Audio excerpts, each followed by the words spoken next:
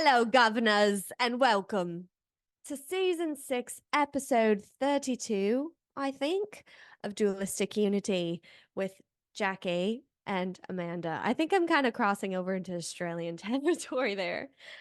Um, but yeah, this was a really fun conversation about just like learning to flow with reality as it comes with you and not expecting yourself to go faster or be more or check all of the boxes that we believe that we have to check, because none of that is actually inherent to reality. Everything just is as it is, and we can learn to live in flow with that rather than constantly fighting reality at every turn. You speak great truth, madam, and I love it. This was a great chat about requirements that just may not be as required as we think. So I'm excited for you guys to check it out, and I look forward to exploring that shit pile with a capital R on it more with you later. Enjoy, travelers. There she is, recording in progress. What's up, everybody? What's up, Amanda? We're here for another chat. What an amazing day it is. Absolutely. Jackie, I love that you have a sunshine, cloud-free day. I am drenched in rain over here on the East Coast. And it's good though, because the rain is nourishing, and we will appreciate the rain when everything is blossoming and blooming and so green and luscious in this coming spring. So, rain is not a bad thing. It is just part of the full package that our environment offers us. So I am glad that we are making the most of the day regardless of the weather. um, and just chatting about the things that seem to be required but not always. So question those requirements, people. They may not always be required. Yeah, like, do I really need health insurance? Probably, but It depends. Like, the answer to that question is it depends, because someone being young doesn't mean that you don't utilize health insurance, and someone being old doesn't mean that you are like on life dependent on your health insurance, because different people have different circumstances. But it's just so funny that even when you don't need it, it's required by sometimes your state. We had that whole legal requirement that if you didn't have health insurance, you were charged a fine. So damn, you couldn't afford the health insurance. Let's just say that that was the scenario, right? Like, you couldn't afford it because it is so expensive, and it's ridiculous how expensive health insurance is typically. And so you couldn't afford it.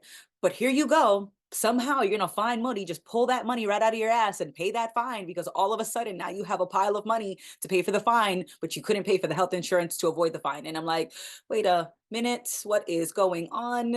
And the insurance isn't required, but you get in trouble when you don't have it. And so you think it's required, and then it's such a shame when you don't use it. And when you do need to use it, now you have these circumstances, these requirements that you must meet. So you've been pooling in money into this insurance policy, and yet you can't even guarantee that you're going to get the insurance claim paid when you actually need to use that insurance. And that's what I think is so messed up. And I understand that a lot of that comes from people abusing the system, but it's like, it feels like a lot of our structures, a lot of our legislation is very reactive, and it's not addressing what's causing the issue to begin with. Because I was having a chat with somebody, and he was talking about like how he likes to give back, and he likes to visit the homeless people in his neighborhood, and he gets to know them, and he feeds them, and I like that to some degree. But hearing him, he's talking about it like he is providing a solution more so than just making a choice, and this is how his choice is being expressed. And it's like, and so I brought it up to his attention, like, you're not actually solving homelessness by giving out blankets and sandwiches. I'm not saying that you shouldn't do that, but let's not put ourselves on a pedestal because we did something that we think is nice, and so now we're on the good person pedestal. And so the same thing with the health insurance, it's like, you're putting in all of this, all these regulations so people don't abuse the system, but it's like maybe we can just go to the root of why people need insurance to pay for healthcare that's so fucking unbelievably and unacceptably expensive. Like maybe we could talk about why it's so expensive, that you need to put in rules so that people don't abuse the system and get more out of it. I don't know. It just seems like a lot of our stuff is very topical, and it doesn't actually dig down to the roots of why we're feeling discomfort or challenged. Because certain people need to make money. And unfortunately, Yeah. that is like one of the biggest factors that determines how our structure is built. And like if there's the something like, yeah, the cost of um like medical care is so expensive if you don't have insurance. Like even just to like have a baby, it's like freaking like 40K out of pocket. Like I definitely am like, and I think most people in this country would not be able to handle like something like that without insurance. So like practically you do need it. Like, Mm. and that's just unfortunately like the situation we're living in, but like it's so not thought out.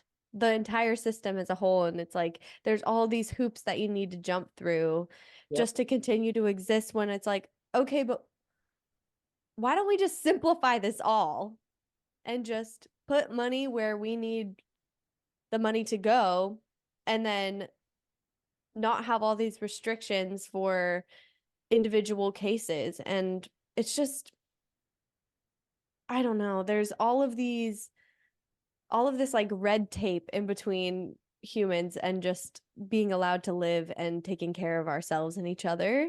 Hmm. It feels incredibly isolating sometimes. It's like I'm in this sort of like rigid machine kind of structure, Yeah. and it seems like it's just overcomplicating something that could all just be so simple. And it used to be, we used to give birth at home. We used to care for our sick at home. We used to care for our dead at home, right? But then certain authorities decided, we can't do that. And I understand to some degree, right? When you're not familiar with certain herbs and you're not familiar with certain at-home practices, that there's a level of risk. But there's a level of risk in the hospital, right? A lot of people die in hospitals, not not intentionally, of course, but just because there's a breeding ground for germs and bacteria. And as much as you can sterilize things, now you have bacteria that's resistant to the back to the antiseptics and to the cleaning supplies. And so it's like you're making stronger bacteria, so it's like you're not actually like solving the problem of like sanitation, because it's not like germs are just a bad thing. Absolutely. It's like there's a whole gut microbiome that lives in your gut. There are trillions of bacteria that you depend on to live. And so bacteria and even certain viruses are not the enemy. But we take that stance like it's me versus the whole fucking reality. And we used to be able to not view our environment as this huge fucking risk of like, with such a high danger. The stakes are have never been higher. We used to give birth at home because we were paying attention, we were present, we were talking with each other, we were sharing information, we were exchanging techniques, we were caring for each other. It wasn't like you needed to go to this special sterile building to give birth in. It's that no, you could do it at home in your bathtub. You could do it, but then we had certain regulations that are like, no, you can't be a doula unless you're certified, and I'm not saying that there's no place for certifications. It's just that I think that there's such a surplus of certifications and layers and um degrees and licenses, and it's almost like we're detached from the process, and we're just thinking about the end result. I want to I want to get sick people and make them healthy. I want to have pregnant people and then have healthy babies that are coming out. And it's like, but you're not engaged. You're not connected to the entire process as a whole. You're only so zoomed in and focused on the end result. And so it's like, we're legally not allowed to, do things the way that we used to. And all of that bureaucratic red tape bullshit is getting in the way of people actually getting the care. And then we're not even talking about what leads to them needing certain care. So like, take away getting pregnant and giving birth, but getting treatment for a sickness, we're given pills and creams and all of this to address the symptoms, but we're not talking about how our lifestyle, how super processed food contributes to chronic illnesses, how our sedentary lifestyles contributes to chronic illnesses, how the fact that we're not actually participating fully in our lives is rippling, and it's leaving us feeling even more helpless and even more crippled than we might have been had we just realized, oh shit, my body feels this way because of course, I'm not drinking enough water, or I'm not eating whole foods. I'm eating super processed ramen in a cup. It's 10 cents. But if I want to go buy an avocado, it's three for $5. If I want to buy lettuce and spinach and tomatoes, and I'm going through the produce section, and then we're not even talking organic. And if I want to buy all those things, it's more expensive. And if I'm on a tight budget, I'd be more likely to buy the 10, 15, 20, 50 cent. The prices change over the years, but it used to be like 10 cents and now it's like 50 cents, I think, for like a cup of ramen. That's super cheap. And if you don't have a lot of money, you're going to be buying all this super processed shit. And it's like, no wonder we feel sick. We eat not food. We drink water that's full of fucking chemicals and forever chemicals, where our air is super polluted. Our lifestyle is super stressful. It's like, I'm surprised we're still alive, like to some degree. I'm like, how did we're still here? No. Like it can't be, because like the way that we live, it's so fucking harmful. It's like I'm like, no wonder we feel like shit all the time, mentally and physically, and a great combination for the fucking lucky ones that feel shitty on the inside and their body also feels shitty on the outside. It's like, lucky us. Yeah, it's crazy how resilient the human body is. And also like nature as a whole, super fucking resilient, right? Um, and you're right, there is such a separation between like people and each other and our environment. And you're right, like there used to be communities that would work together and educate each other based on like what they could eat in the local environment and work together to cook nourishing meals and to take care of the sick and to, just participate. And I feel like we're just so detached. Like even our food, the fact that we have to buy it in a grocery store and you don't see any of how it got there or how it was made, and it's in this like shiny little plastic package. Um, and you don't have a choice. Like you can't, well, I mean, there are like community gardens and things, but like where you land buying land is fucking expensive. Mhm. And you can't just like go into your local park and start like planting I'm so food. glad you brought that up though, because there's a movement called guerrilla gardening, and it's US citizens that are planting vegetables and flowers and fruits on public lands that's not technically theirs, but it is. So it's like, those dividers in the street, like some of the dividers in the middle of the two lanes of street, sometimes they have a little patch of dirt, and people are planting, or like a bus station, a bus stop, and the bus stop has a little patch of dirt. People are gardening. It's called guerrilla gardening, and people are just like patches of highways, national park, public parks, um, sidewalks. Like people are just gardening because they're like, well, fuck you. Like, yeah, technically it's not mine, but it is mine because I'm a US citizen. I pay my taxes. That fucking dirt is fair game. I didn't mean to interrupt. Yeah, I just like wanted to who gives a throw that fuck in about there. the stupid law? Like that doesn't make any fucking sense. the same way, like, I don't know, like water isn't even free. Like what? How Fine. you how the fuck are you gonna like claim this natural lake right here? That's it's fair game. It should be. Like how you gonna be like, nope, this is our water. Oh my gosh. Like the concept of division runs so fucking deep. Hmm. And I love that guerrilla gardening.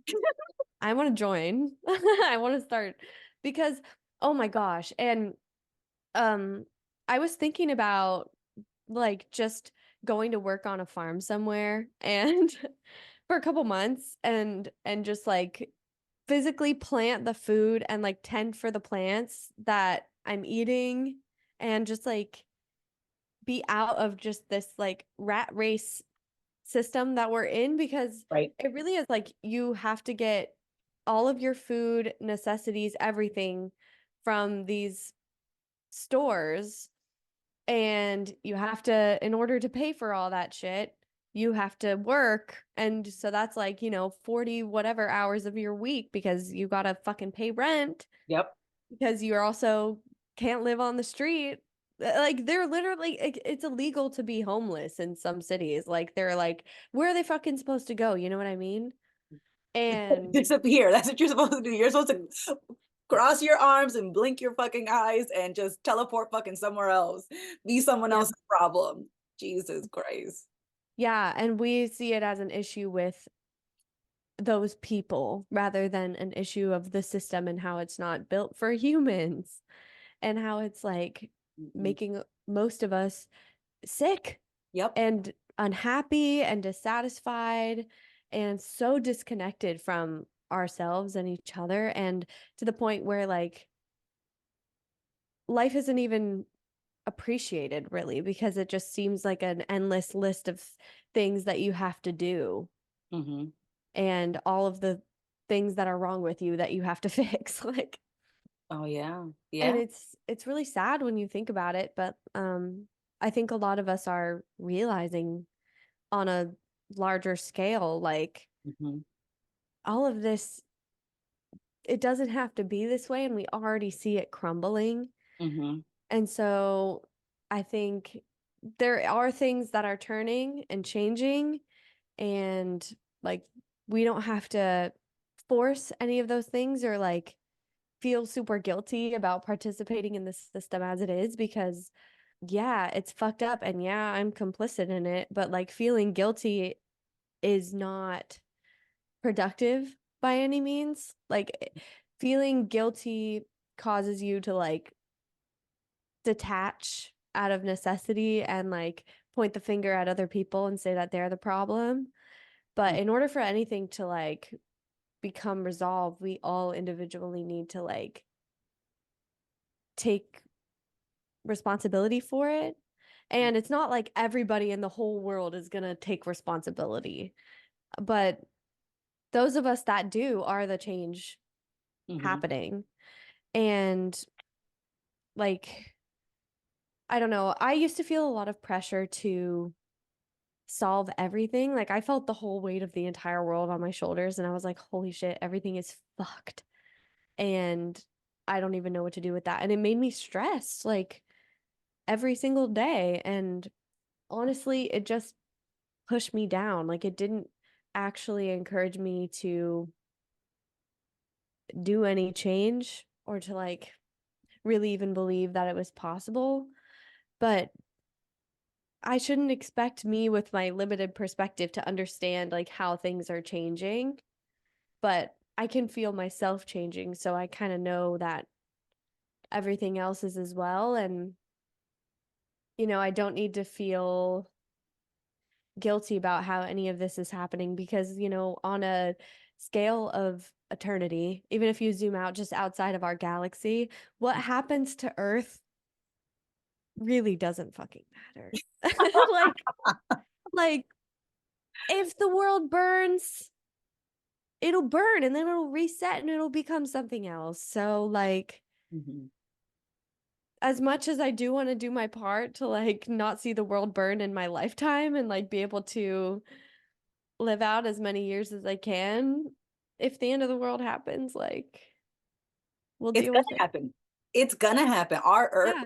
like not just our earth, but our sun. Yeah, the Our sun's gonna explode soon. exactly. And then when that fucker goes, we're all out. Like, right. So it's like we are on a fucking counting countdown clock already. What do we got? Like 100 million years, maybe a billion, you know? Yeah, we're on borrowed time. We are on exactly. We are on borrowed time. So it's not like we could avoid just the natural cycle of the universe as it is expanding and contracting and expanding and contracting, and things are moving and crashing into each other's, and things start and then things end and then they start again. Like, so like that process you can't escape. But it's not a, I don't think we need to feel like we have to escape that and still have a great fucking time. Living my best life doesn't have to come at the expense of everyone around me. and and I appreciate that. And certainly, there are times when I feel that pressure and I feel guilty and I feel like I need to be doing something, but we are doing something just by literally asking ourselves that question. What could I do? Am I doing enough? Like, you're already having some introspection. You're already thinking about more than just your needs. And our lifestyle used to be very community based, so I love that you brought that up. And the community was our home. And so in our home, we were growing our own food, creating our own medicines, living in harmony with each other and the environment. And we have gotten so far from that. And so that's why it feels like in order to get food, you need to leave your home and go to the supermarket. You can't even go to your outside environment because it has been strategically stripped of certain resources. When they find female trees in the environment in national parks and local parks, or state parks, and those trees are marked to be cut down because they don't want you eating from the environment. And it's like, are you kidding me? Like, that's the most natural thing you can do, is to live off of the fruits and vegetables and herbs and green leafy vegetables that are around you. But you can't, not when they make it so impossible for things to grow unless it's on approved land, a farm that's controlled by some fucking one who thinks that they know better. And so I think the greatest rebellion, is finding ways to bring the farm to your apartment, to bring the farm to your building.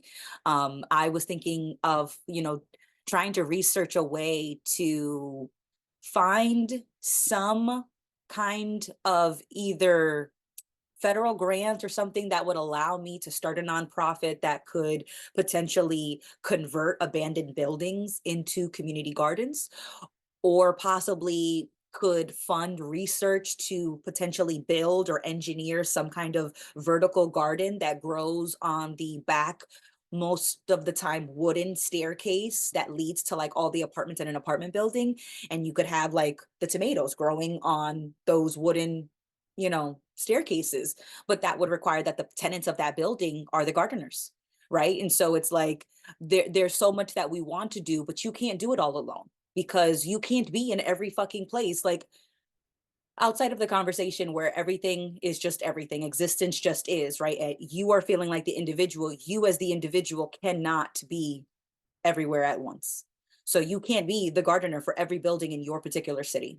You can't be the one who is guerrilla gardening every fucking highway around you, right? Like, like, we didn't make the mess by ourselves. So cleaning up the mess isn't going to happen all by ourselves. And so that helps me alleviate a little bit of the pressure that I put on myself. That's like, fix this now, Amanda. And I'm like, no, you know, I'm like, do I have time? Do I have time to sketch? Can I sketch it out? Like we don't have to fix everything right now, but it's finding ways to garden at home. They have the hanging tomato gardens that you can hang on like the curtain rod outside of, or on the inside of your windows, or gardens that go on the I forget what it's called, but like you hook them out of the window and it like The hooks. windowsill? Yes, like the windowsill gardens, like it's like a little um like a rectangular shaped, and it just boop, Hmm. it just goes right outside the window. And so finding ways, or growing mushrooms. and finding a way to grow a mushroom. Mushrooms medicinal, you can eat them for food. They're Mhm. so great. Like they're amazing. So maybe if you don't have a lot of space, you couldn't grow your tomatoes, your corn, a lot of things, especially a lot of things that require dirt, but mushrooms don't always require dirt. And a lot of companies, they come like in their own packages, and they grow inside of the package that they're delivered in. So you have even less prep that you need to kind of finagle before you launch your mushroom farming career inside your apartment.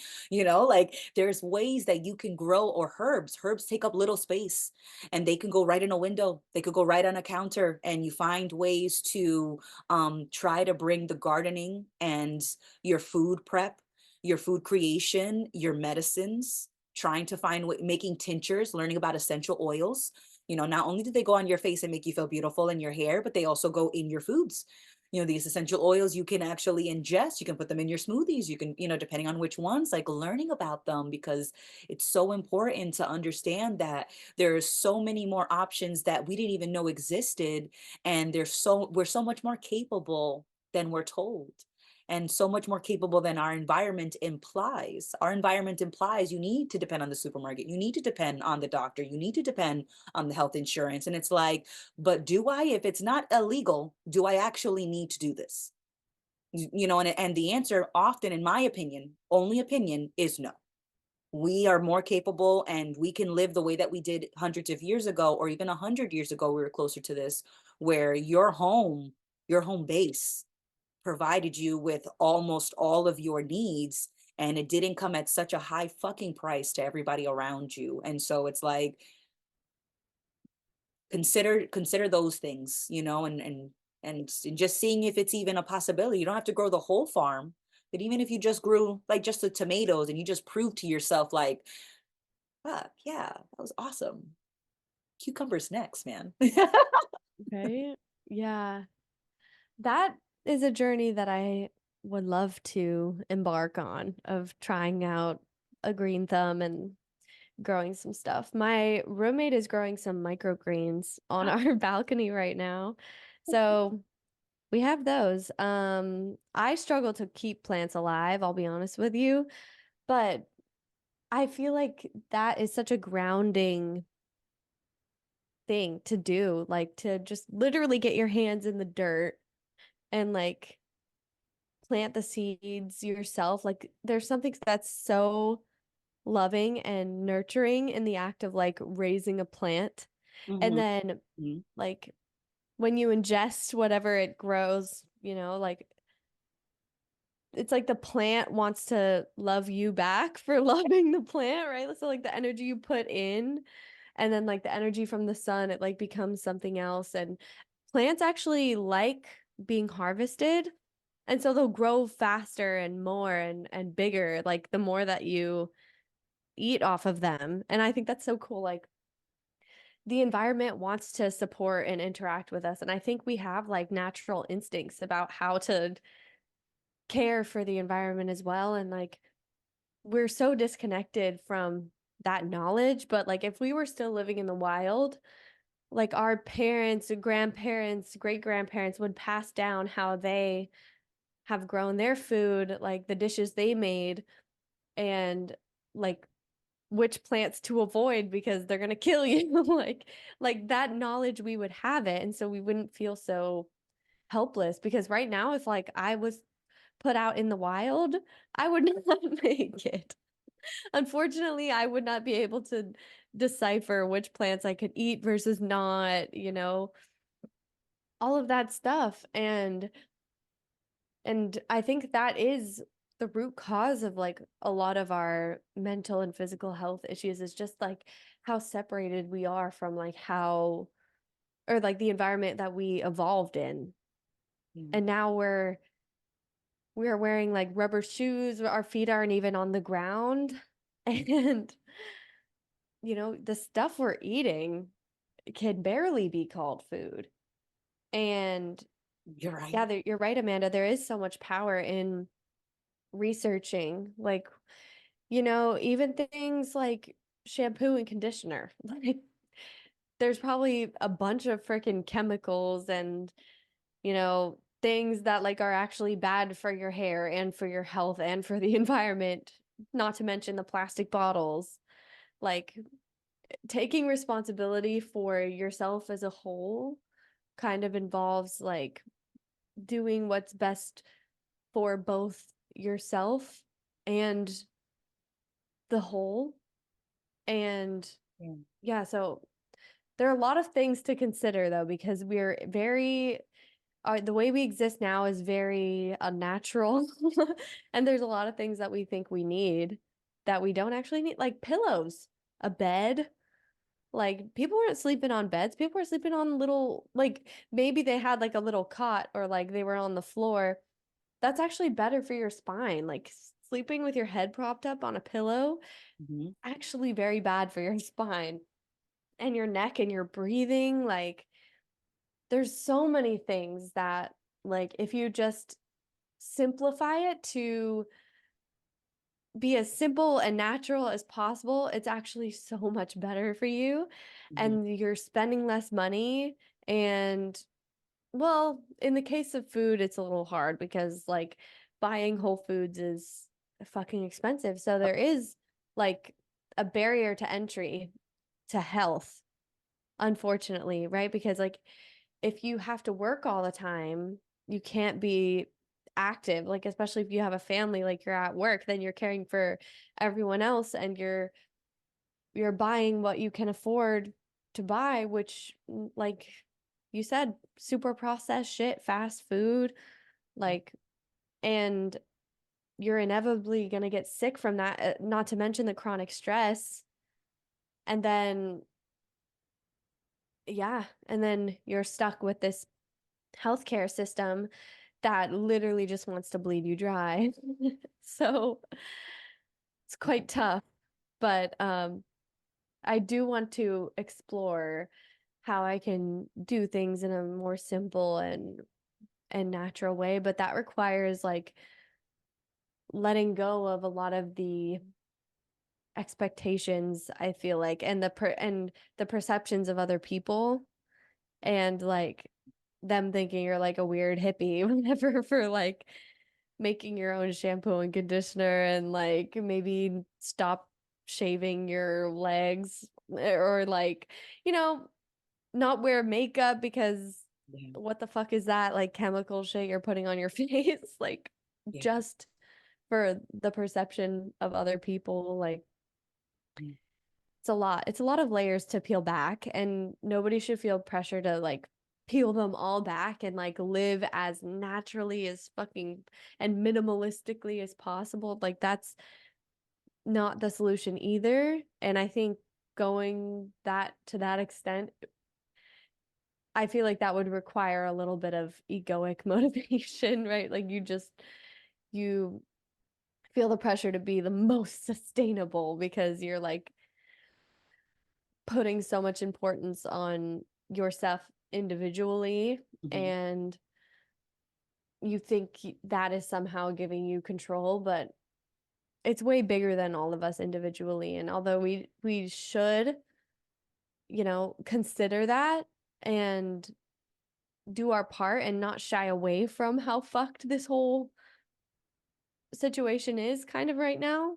Um, but all that you really need to do to start living that out is to start to dissolve the separation between yourself and your environment, Mhm. right? Because if everything is you, it matters a little bit more, doesn't it? Rather than being like, oh, well, that's somebody else's problem out there. Like that's too big for me to do anything with. But like, no, motherfucker, that is you. So Mhm. just changing your perspective a little bit is really all that's required. And also it helps you cope, I feel like, with the sort of like end of the world thoughts and the crippling guilt of like existing in Yeah. a oh, what is it? Like I forget what the term is that it's like a late stage capitalist society. Like there's a crippling guilt associated with that when you know, are putting it all on your shoulders. But at Mhm. the end of the day, Even if the world burns and the sun explodes, like we'll be fine. Yeah, because we won't fucking be here. We won't be, I know what you mean by like we will, we'll be fine. We'll be fine because we won't be physically able to be on an earth that explodes with the sun, right? Like we explode with that. So it's like, well, say la vie, fuck it. But yeah, just finding ways to make the most of where you are, because it is very difficult to pivot and to all of a sudden be super sustainable and super zero waste, and to not make any choice that doesn't have any kind of negative impact on anyone else, right? That's impossible to do. For every choice, there is a negative and a positive reaction that comes out of it, because it's all a perception. Someone perceives it as being a negative thing, what you just did, and someone perceives it as being positive, or it impacts somebody in those contexts. um, but every choice has a ripple, and you can't get out of that, and we shouldn't try to get out of that, because it's like I tend to feel very self-conscious about the ripples that I make when to some degree I know that the choice that I made was very selfish, was very much about me and my needs. And so then I worry about the ripple that comes out of that selfish choice that was only made to satisfy my own needs, because I know that that's going to negatively impact other people because they were not a consideration when I made the choice. So those are the ripples that I worry about the most. Um, when I'm not putting my needs first, I am most proud of those ripples, right? Because I know that I wasn't the only one considered when I was deciding which direction to go in. And and that's not always going to be the case. Like sometimes it makes sense to be a little selfish. Sometimes it makes sense to be a little selfless. Like it's context, paying attention to what's happening, are all very important. And sometimes you say, you know what, I'm going to take one for the team. And sometimes you say, you know what, hold the fuck up. I'm making a request, and we're at a stalemate until we reach a compromise between the I and the team.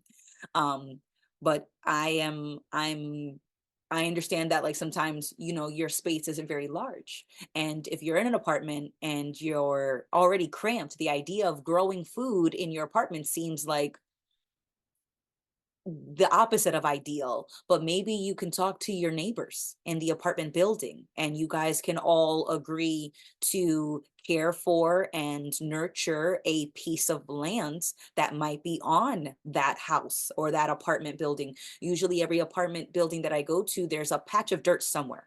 There's either a patch of dirt where there's supposed to be beautiful grass, and the grass is on the brochure but it's not in front of the building, and so, like sometimes there's like a patch of dirt somewhere, and it's like, figure out where your nearest patch of dirt is, and could it be shared?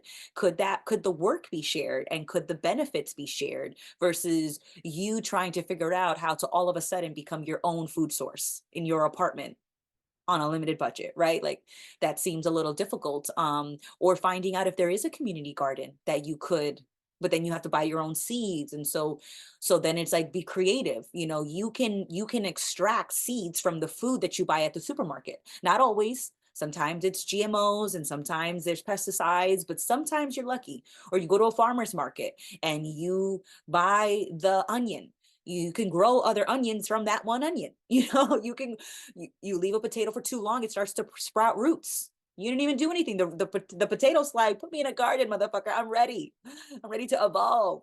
Like, so sometimes you can use the food that you're already buying from a farmer's market or a supermarket, and that can be a way for you to leverage a resource and seeds that you're not technically buying specifically to grow, but they're there, and you're missing the potential that's always been there. And just being creative and finding ways, and I think of the depression and how, they had what they call like depression era recipes and medicinal recipes, and they had to be so creative and stretching.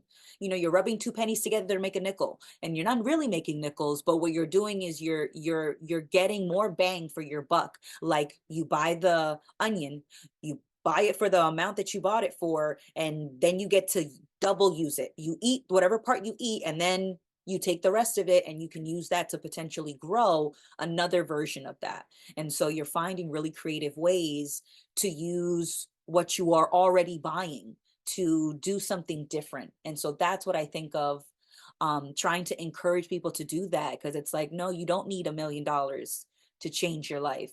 But just changing your perspective, just being a little more open and exploring what's already here, you might be surprised, because I find myself feeling surprised when I hear other people doing things like that. And I'll be on TikTok and I'll see somebody and I was like, holy shit, I could have grown potatoes out of potatoes. Like, so like that's amazing. And I'm not coming up with this shit. I'm not coming up with these ideas. But that doesn't mean that that option isn't there for me to find or to learn from someone else. And it's just a matter of taking a look and seeing what you find. Yeah, it's a great point. There's a lot more options on the table when you're not just like, oh no, you just buy your food from the supermarket. Like that's how people get food because that's how the system works, right? Or like, no, if I have a headache, I need to take a Tylenol. Like maybe you just need to lie down and relax, and massage. Yeah, massage. Maybe you need a massage, or maybe you're not paying attention to how much water you're drinking, or maybe you're hungry, right? There's a lot more possibility than just what's spoon fed to you, because what's spoon fed to you is what's good for the system and what keeps us all on this like endless treadmill and, you know, constantly buying into the next thing and trying to check all these boxes of things that we need and appearances to keep in order to feel valuable. Really all of this, the whole system and how it's set up, it's contingent on the fact that we are all separate and we all like our purpose is to like become something, or like to have an individual destiny or like a business to start. And like we're all sold on this like American dream of, which is so individualistic, of like, yeah, anyone can make it, and make something for themselves, a little piece, a little chunk of wealth or land or something that we can claim as our own. And although the empowerment behind that, it's like, yeah, like we really could do or be anything, but like liberty and the pursuit of happiness has kind of been boiled down to like physical material prosperity.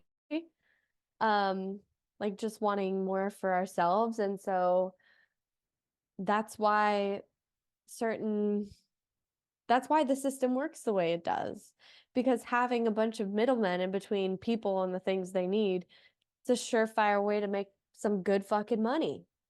And that's why it's more and more impossible to live on your own and like survive out here, because there's so many things that you have to fucking pay for. I mean, you take a toll road, eh, don't pay the $4 toll, they send you a $50 bill, right? Like such bullshit. Like ATM fees, like motherfucker, I have to you get money like oh my God. Like I need to have my money in this bank, But but I have to like pay you money to get my money. That makes yeah. total sense. That makes total sense. God, it can be so fucking frustrating. But also we can't let it get us down, No. and we can't solve it in a day, and we can't solve it individually. So it's like being open to new ways of being and letting go of like old expectations that you've had of yourself. Mhm. Like, you know, not buying name brand clothing and thrifting your clothing. Like Mhm. that's just a small change, but But it has a big impact, yeah, you know, like not wearing as much makeup because you don't feel Nope. insecure about the way that you look anymore because you know like it has nothing to do with your value. And that's less plastic in a landfill and it saves you money that That's you can right. allocate towards maybe better quality food. Mhm, Or like side projects like growing your own food or making your own shampoo and conditioner. Like mhm, it's there's things that can be reallocated, I think like energy and resources in a way that is more holistic mhm, and like, you know, rather than spending our time doing things like scrolling on social media and just being fed insecurity and like I don't know, the next product that you need and like an expensive vacation that you're not going on. Maybe you spend time like in nature around your house and your environment, or like sitting quietly with yourself, or doing things like yoga that are like really good for your body and your overall health. Like there's just considerations that can be made, and all of them have ripples. And you're never going to fall on one end or the other, right? Of like being fully healthy or fully unplugged or living super naturally sustainably. Like you can't do everything perfectly, but you can take more responsibility for the little things and like opening your mind to new possibilities of and ways of being. Because just because this is the way that we've done things for the last whatever 100 years, even less time than that most of the time, mhm, doesn't mean it needs to be the way that things continue to be. But as long as you're holding on to like the safe option or like what everyone else is telling you to do, like you're going to feel like you can't escape. mhm, But once you realize none of that matters and none of it is guaranteeing any sort of security or safety, then you can open your mind to new possibilities. Yeah, absolutely. It's because it can feel extremely overwhelming. And when I talk to people who shared the mindset that I used to share strongly and still share to some degree, that like things are okay, things are not as bad as they may seem, and it's like that may be true, but it's not fucking working. And you know how I know it's not working? Because almost everyone that I talk to is fucking miserable living in the system that is currently in place.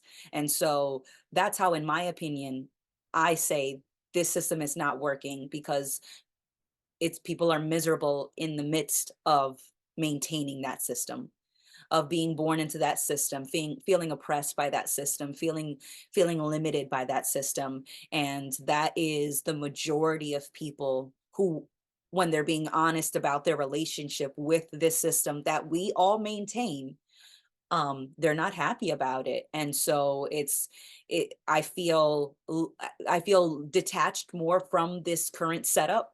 And so when I explored other options, it's like, yeah, there's probably going to be a little discomfort because it's new. There's probably going to be a little discomfort in the implementation of a change, but when isn't there? And when we're not changing and we're not implementing new options, we're still miserable. So then what the fuck is the problem with changing? You know, like that's the part that gets me. I'm like, we're unhappy now. Changing things, will be unhappy while we're changing them. And we might be unhappy to some degree, even with a new change. So it's like, if discomfort's always there, then what the fuck are we really avoiding by keeping things the same? That's what I'm finding myself less likely to do, is just having the same goals. I used to want to buy a house just for myself, and most likely I would have had a partner, maybe kids would have entered that scenario, but at least it would have been myself, a boyfriend, and a couple of cats and a couple of dogs, because everybody needs a friend, you know um and so I was like, me and my animals, and I thought that that'd be great, but that's so typical of my system. And I don't feel that same desire towards just buying a house just for me and just for my animals, because I know that I don't just live on a planet with just me. and my hypothetical animals and hypothetical partner, right? It's like I share a fucking planet with the rest of you guys. So I think it makes sense to make considerations considering everybody else that we're on the planet with, because we all impact each other. And there's no person, there's no family, there's no group or race that lives in a fucking vacuum. And even if you were to get rid of every other race or every other group that wasn't necessarily your group, in no fucking time, everybody would be chewing each other's heads off, or biting each other's heads off, if that's the phrase. Um, you know, it's like that's what we've always done as a society. Humans have always just gone to war and slaughtered other groups that disagreed with them, regardless of your skin tone or your religion. It's like the minute that we disagreed on something, it's like I couldn't stand a disagreement. I would want to kill you so that I would never have to deal with the discomfort of you disagreeing with me and challenging what I believe in. And that's what I think is such a scary part of the tension that we feel, and how we think that conflict is fatal, or disagreeing requires conflict. It's like I can disagree with you and still learn from you. I can disagree with you and still admire something about you. I can disagree with you and I can still work with you because we share a fucking planet together. Like Team Earth, man. Fuck countries. Fuck all that bullshit. I don't give a fuck what piece of dirt you were born on. We share a planet, motherfucker. That is bigger than a country. It's the whole fucking planet, and so I've been saying that to people lately. It's like Team Earth, woo, all the way, like, because it feels like that makes more sense to acknowledge that we are all on this planet together. We're all connected. We're all influencing each other. We're all impacting each other. And to act like you live within a vacuum just seems like it's doing not only a disservice to everyone, but also a disservice to myself, right? Because if I only think about my patch of land and my house on it and my pets and cats and dogs and the partner, and I just think about us and I don't think about anything else, it's like, yeah, well, a storm, it might impact, a tree might collapse onto the house, and that, the weather is a part of my environment. So I don't live in a vacuum outside of the weather, right? And so everybody contributes to the weather. Everybody contributes to the state of our land, the quality of the soil, the quality of water, the quality of air. So it's like, even if I stood in that house and only thought about that house, I'm pretty sure the poisonous fucking air will go through the windows. I'm pretty fucking sure. I'm pretty sure that, if we don't take care of the oceans and tsunami hits the fucking town that I happen to be living in, I'm pretty sure the tsunami hits the vacuum that I'm pretending to live inside of. Right. So it's just so funny that we zoom in so hard, and we want to stay zoomed in, but it's just it makes things a lot more painful, in my opinion, because to make a consideration for the environment that I am also a part of and a reflection of is not a loss. But there's so many times where you think like I made a consideration for somebody, and that means that I have lost and now I'm their bitch. And it's like, Jesus, man, like it didn't have to get that fucking hard. It didn't have to be that deep, that you just being considerate of other plants and animals and humans, which are also animals, because we try to pretend we're not an animal.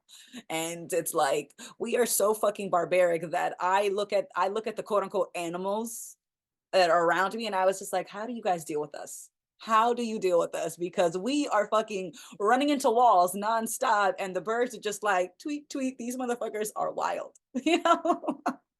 and I'm sorry, I'm totally paraphrasing, but you know what I mean? Like, it just feels like animals have a better fucking idea of what to do with themselves and how to live their life more than the sophisticated humans that try to pretend that we are at the pinnacle of intelligence and the pinnacle of culture and civilization. I was like, we are fucking barbaric savages, in my opinion. And it is a fucking joke to think that we are so much more superior to other things. And then we tried to say that there's even hierarchies within the human ranks. And it's like, we really don't have better things to do with our time. Like, what the fuck, man? We're all just kind of self-centered assholes with literally our heads up our ass, like just laser focused on me feeling good better, me feeling comfortable and safe. And so that means, material things. I need to have a house to protect myself and the people that I care about because I'm the most important thing in the whole world, don't you know? And Sky Daddy knows that, and he's looking out for me, making sure that I'm, you know what I mean? Like, we have this belief in separation that makes us at once feel like we can be above more other people and like ride that egotistical high, but it also is what makes us feel separate and vulnerable and the need to like protect ourselves physically, but also our identities. And that's why people have fucking religious wars and stupid bullshit like that over like ideas, concepts, things that don't actually exist. Like, you guys are arguing about whose God is real when neither of the gods are in the room with you and you're just both in the room together.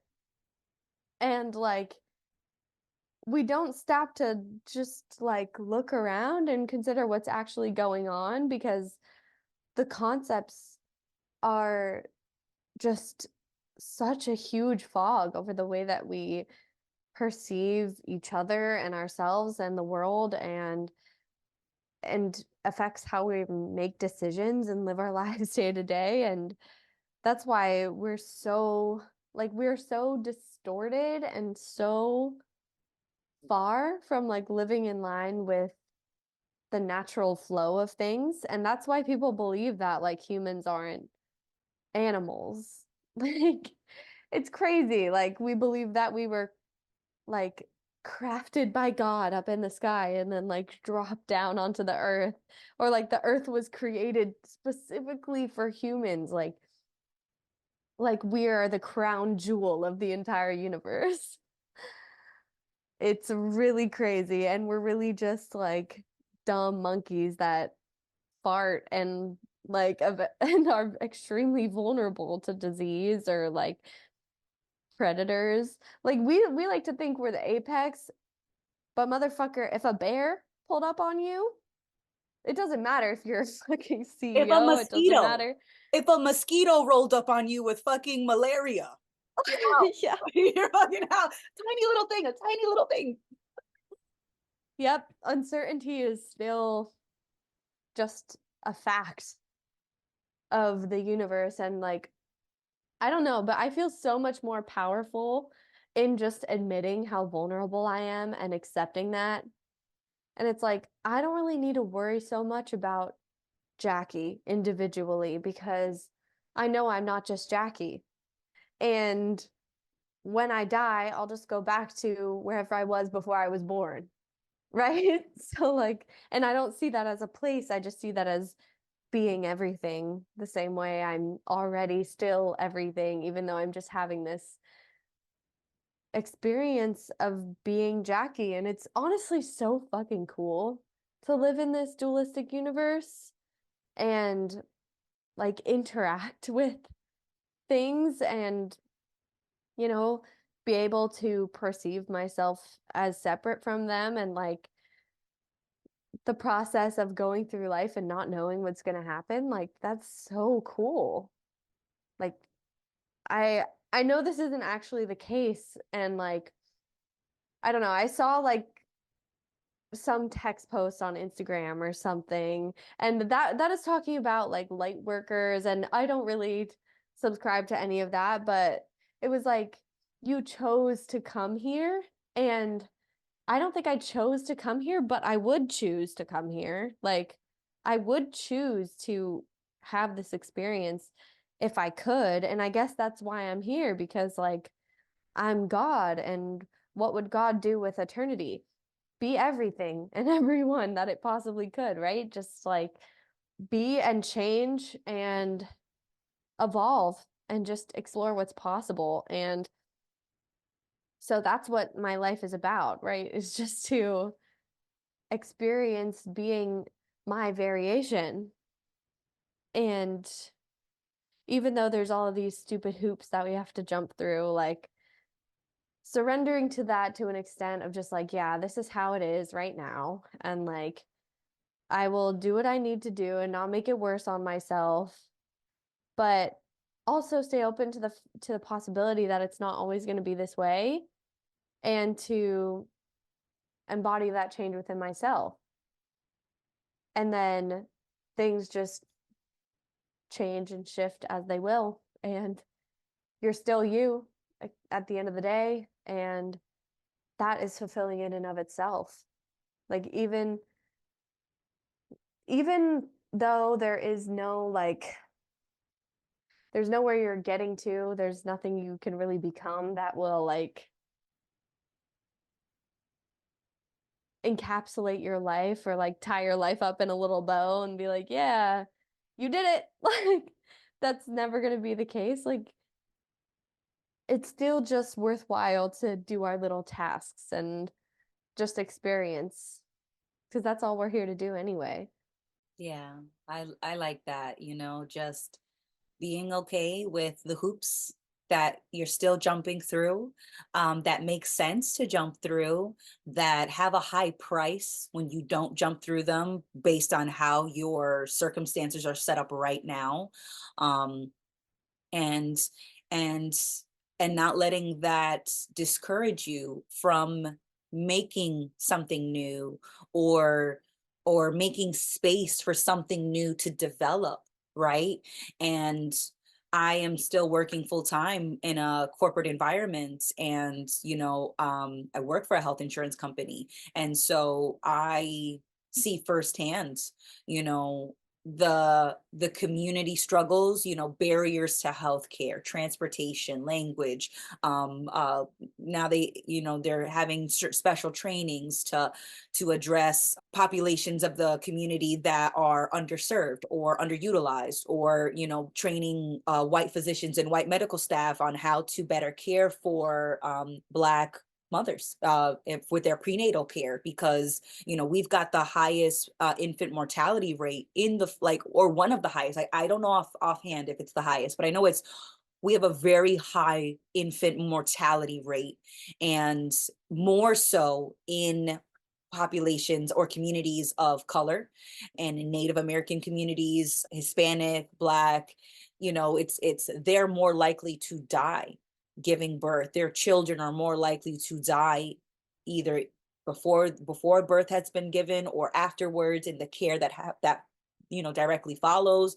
And that's because there is such a disconnect between the majority of medical professionals, who typically tend to be white, and how they just do not know how to care for other groups, especially not and I'm not saying this as in this is the fault of white professionals. It's that a lot of their training, a lot of their references, a lot of their schooling, a lot of their education is based on with there were white patients in those medical textbooks that they're learning from. They're not learning specifically how to care for Black mothers, Spanish mothers, because that's not what they're taught in school. Their resources are written by white men typically, and are taught by white men typically, or white women, when we're exploring diversity a little bit more, but not too much. And then they're talking about white patients that are in the white clinical trial, of the clinical trials that are just studying white groups of people, right? And it's like, a lot of the medical charts, there is, I don't know his name, and I'm going to find his name and promote his information. I repost. There is a physician who happens to be Black, and he is making, because that's another thing too, like when I say, you know a female doctor versus a doctor. You say the profession, and immediately people already assume that it's a white male that's in that profession. You have to specify when it's someone else, when it's a female doctor or a Black physician. And it's like, is there a different group, or are they just a physician who happens to be Black, or who happens to be a woman, or who happens to be Asian? It blows my mind that we still have to specify that a doctor just happens to not be white. And it's like, why? But that's a conversation for another time, about language and how that pushes certain narratives. But there is a young physician who is brilliant and is making new charts based on, like, with, like, you see Black women, Black babies, like, if you go into, for a lot of women that go to their OBGYN, you go into the doctor's office, you go into the evaluation room, and there's charts on the walls, a lot of those charts just happen to be white people, like almost all the time. Like I have never walked into an OBGYN clinic for my annual OBGYN appointment and seen other races in those posters. So it's like the resources are very limited. So of course the physicians, their scope is going to be limited. Their capability is hindered. And they have the potential to care better for, but you need special training because the typical training isn't thinking about every fucking group that's on the planet. It's only spoken from a specific perspective because it's ingrained.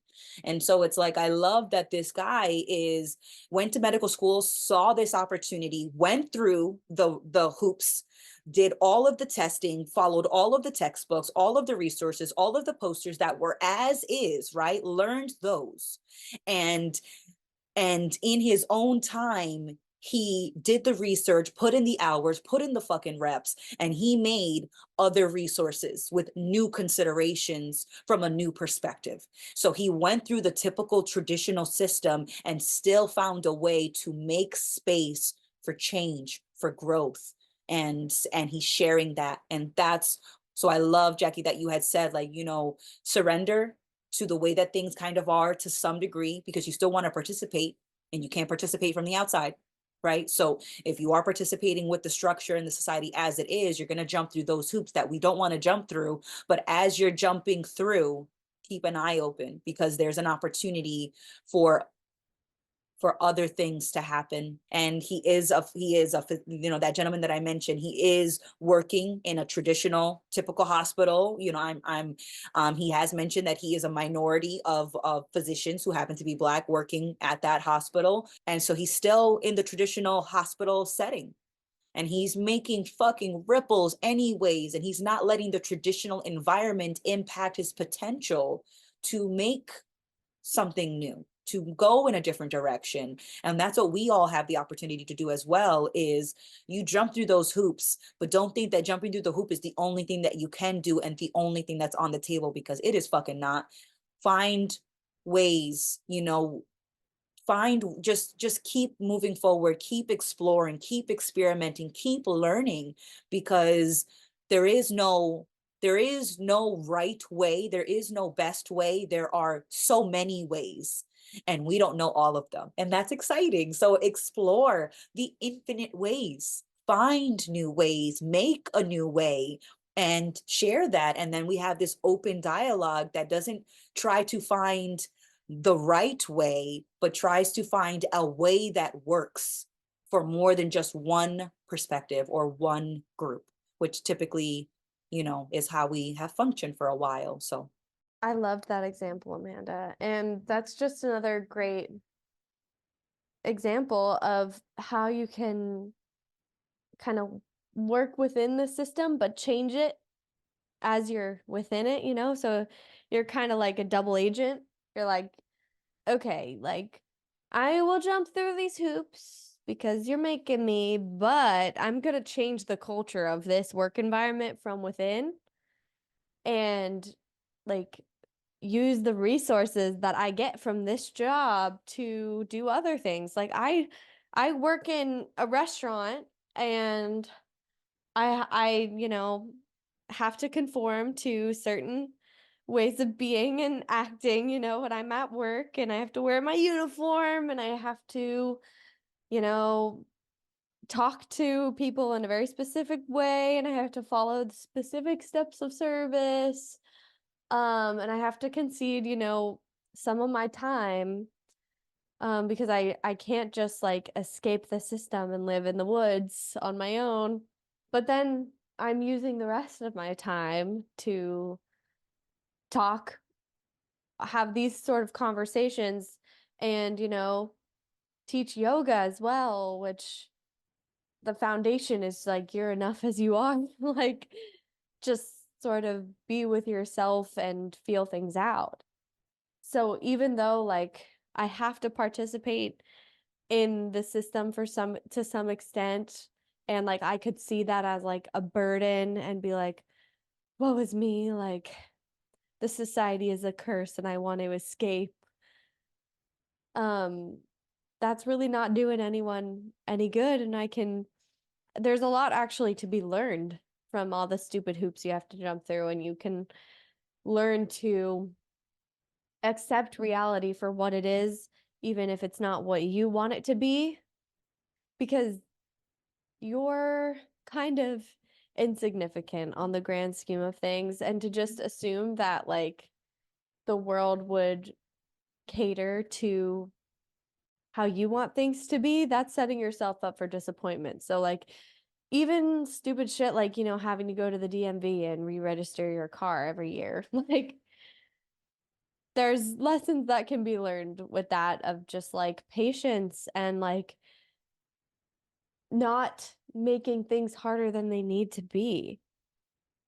Like, just flowing with reality as it's coming at you, taking care of the things that you need to take care of. But then also having that agency of, like, not being what you think you are, and having more potential on the table and exploring that as well.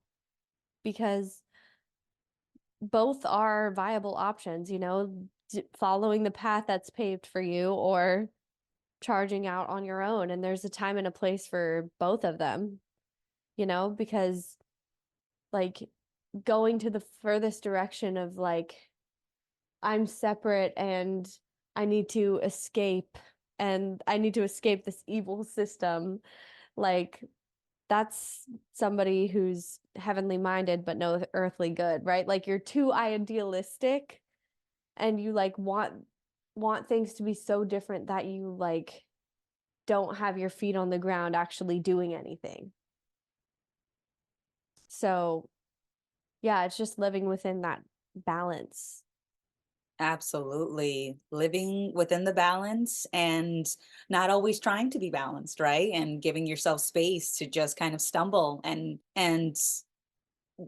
the example with walking, when you're walking and you stumble, the stumbling is a part of the rebalancing, which I never thought of it like that before. Where it was always like, I'm either balanced and I'm standing on 2 feet, or we're off balance or we're about to hit the fucking pavement. And it was like, yeah, but that whole process of stumbling and like waving my arms is like all a part of the rebalancing, and being okay with the times where I'm standing sturdy on 2 feet, and the times where we are barely keeping it together on one, and we are waving our arms and like, I'm not trying to fly, I promise, I'm just trying not to bust my ass, and just being okay with all of that. And like you said, being at the DMV and seeing that as an opportunity for just as an opportunity to make the most of it, like going to the DMV, jumping through that red tape, jumping through that hoop, right? Doesn't always feel great, but it doesn't have to feel like the end of the fucking world. It's like, yes, you do have to fill out that paperwork, but it is also nice to, have a random conversation with the DMV clerk about, you noticed something, and maybe she had like a tonic or a drink that you recognize, or she put, cucumbers in her water, and you're like, oh, I never thought to put cucumbers, and she's like, girl, you don't even know, like, I just found out about this, and I was doing strawberries, and the cucumbers have more hydration qualities, and I'm all about my cucumber water now. And I'm like, that's right, fuck yes. And I'm connecting with a person that I have never spoken to as I'm doing my DMV paperwork, and we're talking about flavored water and the nutrients, and people are hearing us, and they're like, somebody in the back's like, I didn't even know you could put shit in water, I thought water was just water, like. And so you just don't know how a moment that may seem insignificant to you because of how you've judged it or labeled it or classified it, how that moment still has the potential to be wonderful and thoroughly enjoyed and shown up for.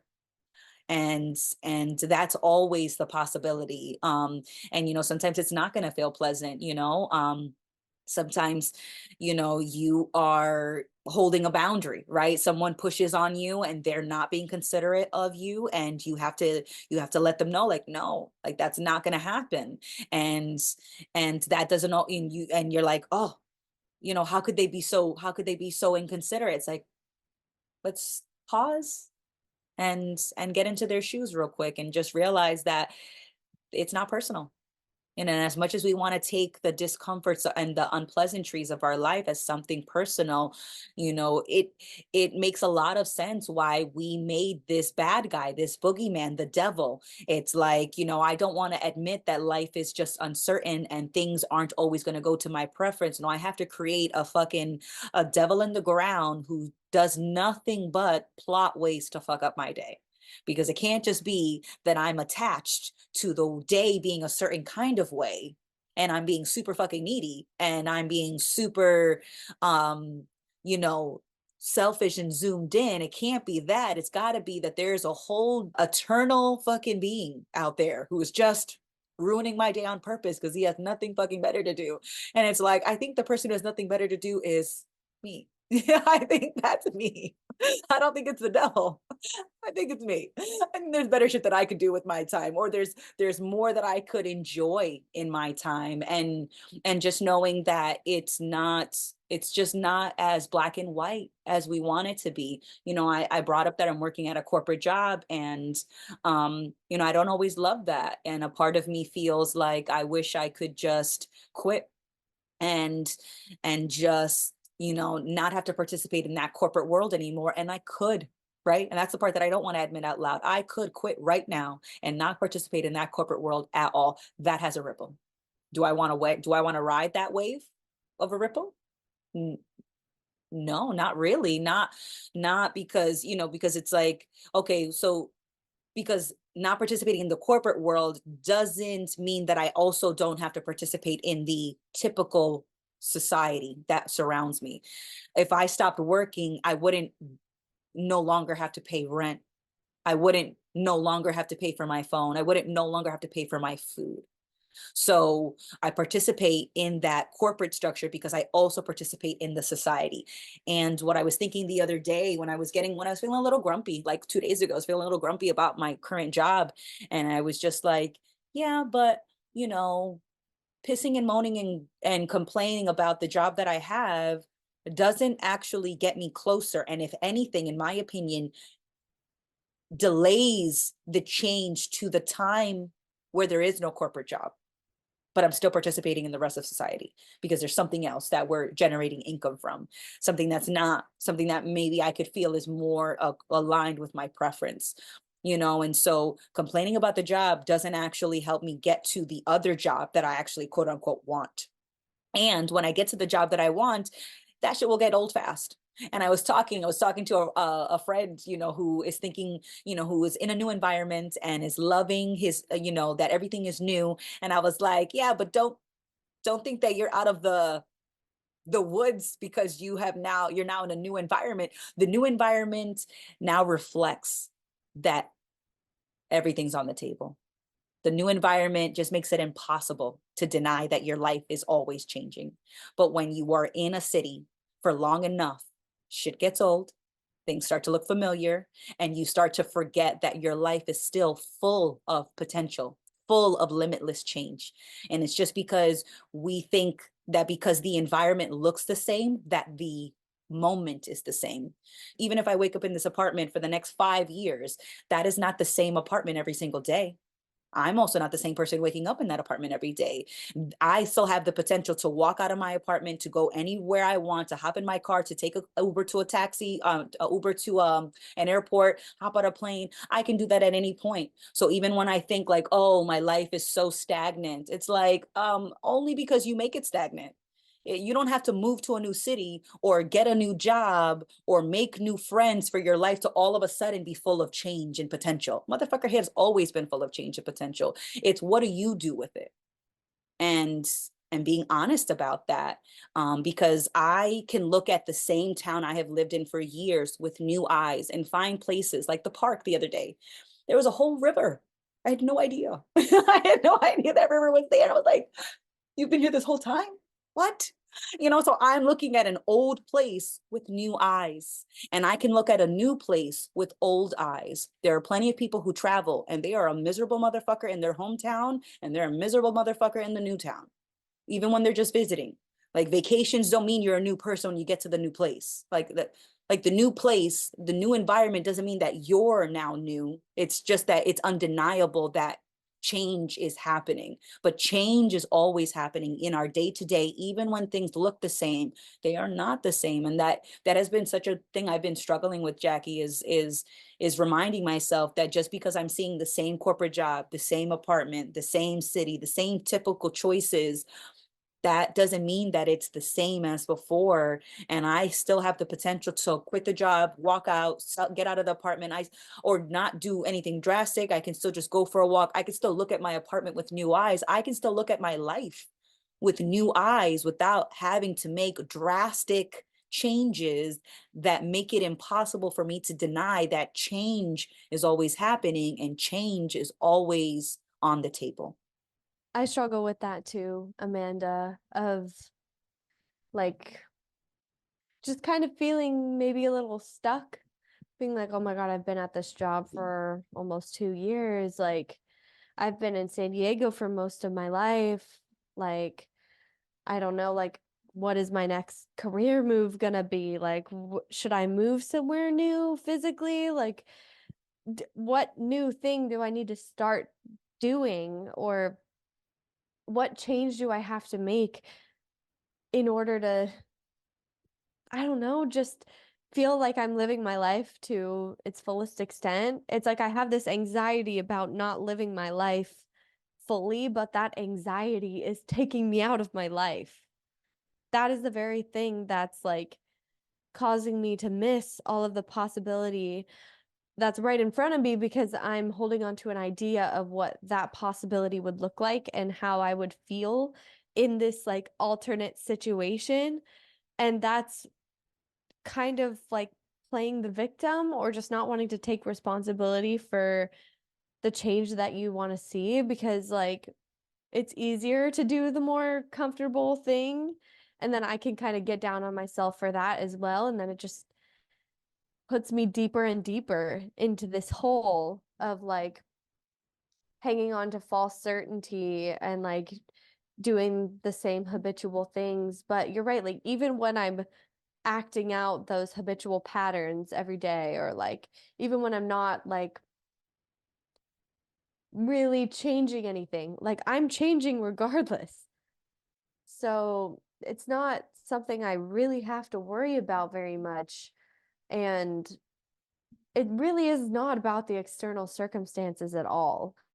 Like the way that you appreciate and value and show up to your life is fully dependent on your perspective.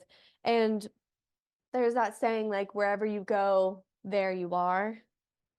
Like, you're going to follow yourself everywhere. And if you can never fully take in and appreciate and, like,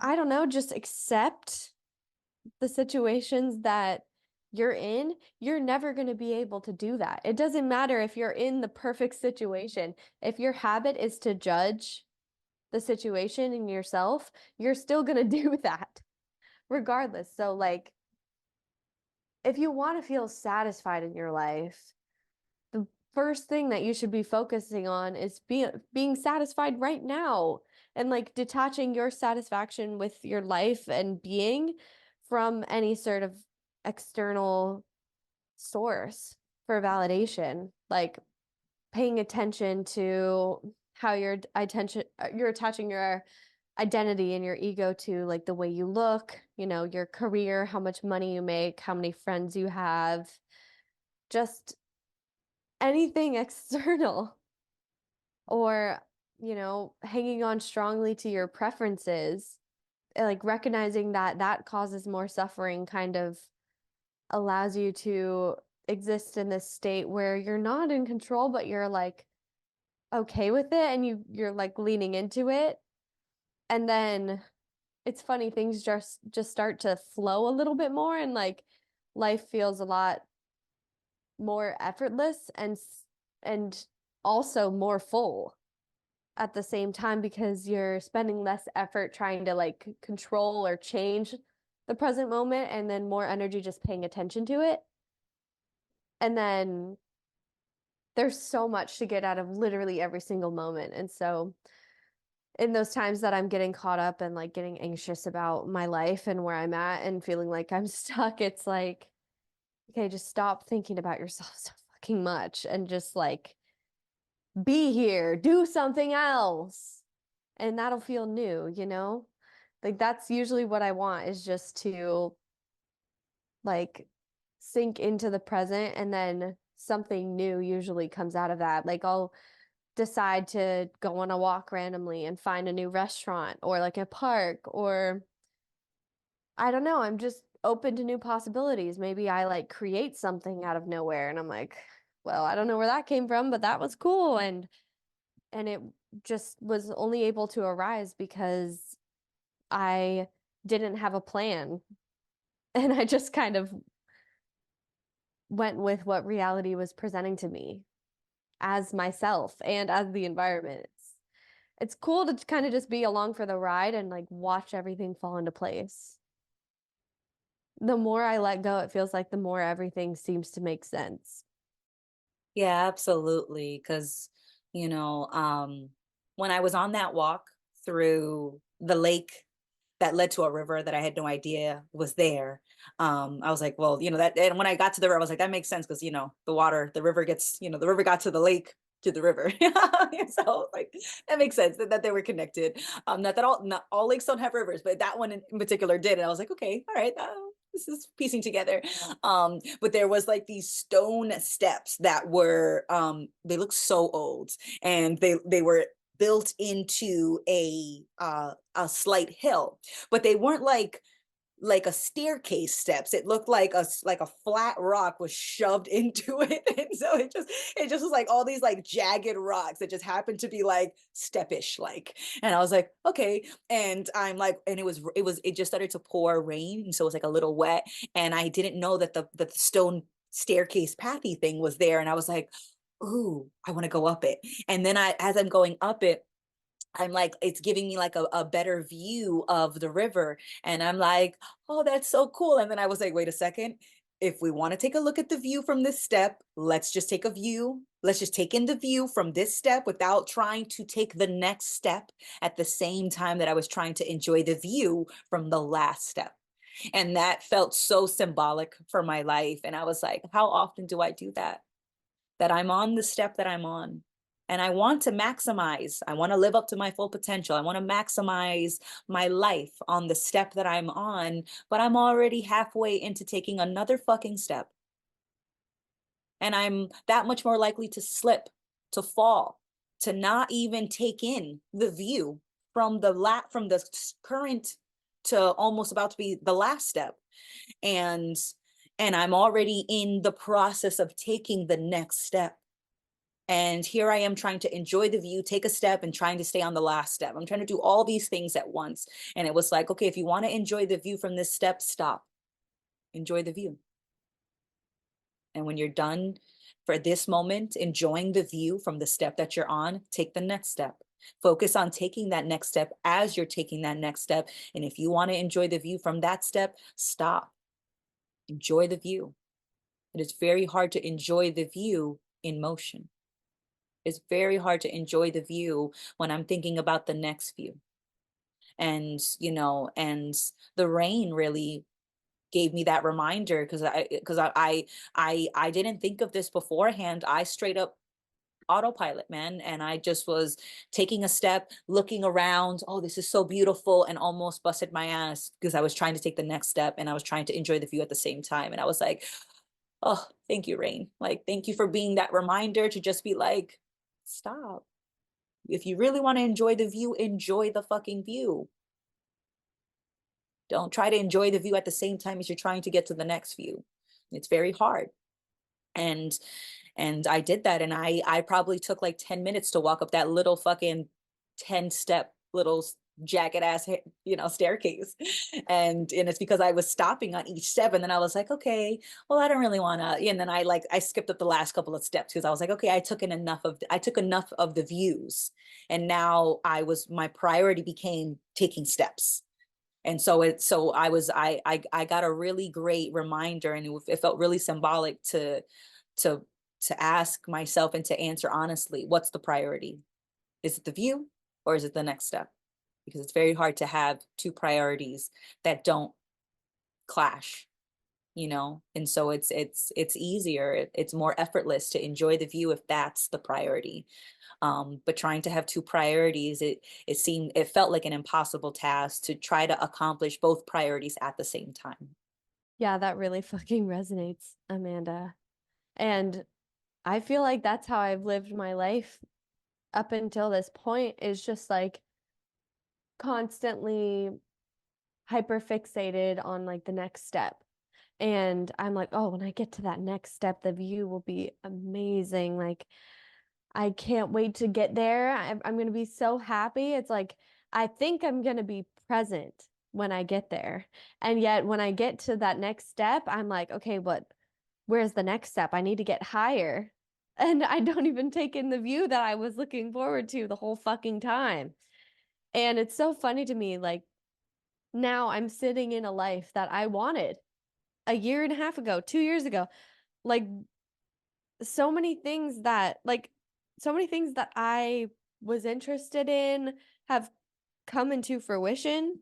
And like, I'm living on my own now in a neighborhood that I literally, when I was like 16, I would drive to this neighborhood and just walk around and be like, oh my God, I love it here. Like, go to the restaurants, like, and like the shops and stuff. And I was like, oh, I'll be so happy. Like, if I lived here, I would be so happy. Now I live here. And I was like, the last couple of days I've been walking around and I'm like, wow, like I'm really sitting in the life that I wanted. And it's like I'm taking it for granted sometimes. And not all the time. Like, there are times where I'm really grateful and really present and really just like, wow, like this is perfect. But it's so easy for me to get caught up in what's next. And you're right, you can't do both at once. And I think there's times for action and there's times for just sitting back and appreciating. And like, the times for action will kind of just present themselves to you and you will react accordingly. And I put so much pressure on myself to like force action when it's not necessarily time for it. And like, I try to rush my life and my change. And like, I feel like I'm not changing or growing fast enough. And that's just such bullshit. Like, everything is happening in exactly the time that it's supposed to, because that's how it's unfolding. And like, me trying to rush that process is being at odds with reality and creating so much suffering for myself, and also robbing me of like the appreciation of my life and for each individual moment, because I'm so caught up in my mind about what I need to be doing or what I should be doing different or the next goal that I need to achieve. And like, there's no end to striving really at all. So it's like there's no point to just continuing to keep my head down and keep stepping. Like, I could be satisfied just sitting here on this step and taking in the view for the rest of my life. Like, realistically, I could work at a restaurant until I'm fucking 80 years old. And I could probably be just as happy, you know? So it's not about the external circumstances. And like, you will change as you need to change. Like, don't be closed to the possibility, because change is always happening anyway, right? So, like, there's no point in trying to hold on to right now or trying to hold on to like a future point, because no situation is ever going to be it. Like, it's just about how you are and the perspective you're having on your life. And if you can keep it just really light and flowy and just, it is what it is, it's so much easier. And like, you can get more out of your life and it'll go in surprising directions, and you can kind of just let go. And it's crazy because I never thought that was possible. Like, I thought I had to hold my life with white knuckles and steer. in order for me not to go off the rails. But the more I let go, the more easy everything fucking seems because I can do the things that I don't want to do and I'm not making it harder on myself. And yeah, that's kind of all I have to say. I love that you brought that up, Jackie. You know, we can get more out of life. It's just extremely hard to get the most out of life compared to someone else or compared to how you think you should be, you know. And I think that's a very important distinction, you know. Try you can get more, just don't try to get the most fucking possible because that's already a losing game. But I think this is a great place for us to wrap up because you know this is an ongoing experience and conversation and there are so many things that we can bring up that we thought were requirements that maybe just are not required. It's just that it's been enforced, right? And I think that that is another thing to consider is that what you think is required might just be what has been recently enforced. And so that's why you think it's a requirement, but it's not. It's just an enforced option. And there's more than one option on the table. There always is.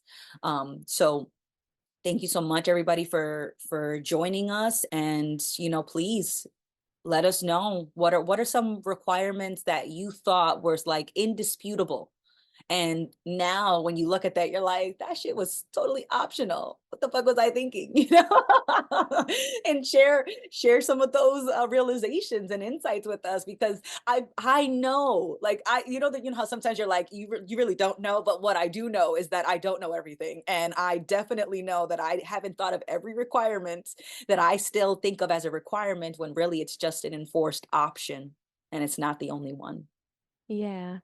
Yeah, what unnecessary expectation are you carrying around like a gravel backpack? And toss that shit to the side and just allow yourself to skip through the symbolic flower fields of reality. But yeah, this is a really fun episode. I mean, they always are. I love chatting with you, Amanda. Definitely stirred up some new considerations. And yeah, thank you guys all for listening. And we'll see you for Do You Real on Friday, 4 p.m. Eastern, 1 p.m. Pacific. We're only like less than 10 days away from our California mini retreat. So fucking stoked for that. We're gonna be we're gonna be just chilling, smoking fat doinks and just having some great conversation. So I'm really looking forward to it. And yeah, just wherever you are, hope you're making the most of it. See you next time, guys.